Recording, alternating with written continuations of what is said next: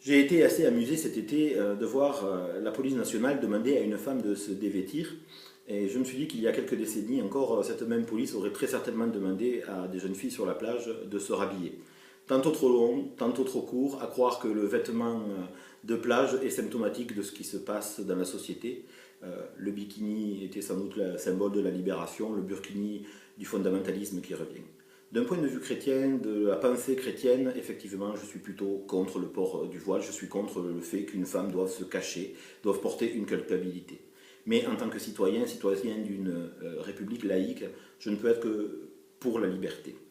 Et je me dis que si sur toutes ces femmes qui portent le voile, il devait y en avoir qu'une seule qui ait choisi librement de le porter, eh bien il faudrait la laisser libre. Cela m'a rappelé le débat de 1905 sur le port de la soutane et une discussion que j'avais avec un ami prêtre à propos de ses confrères qui portaient eux-mêmes la soutane avec un discours intégriste qui accompagnait.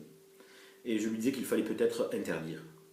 Il me répond que la soutane, le système étroit dans lequel ils étaient, était sans doute pour eux une béquille.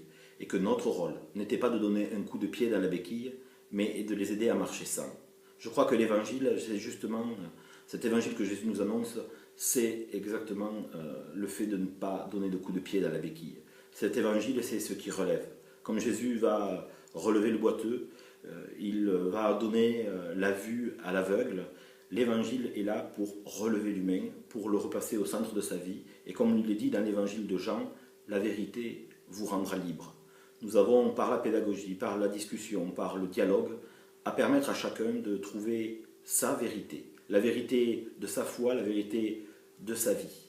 Alors, ne soyons pas de ceux qui donnons un coup de pied dans la béquille, mais annonçons cet évangile libérateur, annonçons que chacun est libre de choisir ce qu'il doit porter, ce qu'il doit croire, ce qu'il doit penser, et surtout, aidons-nous à choisir la vie.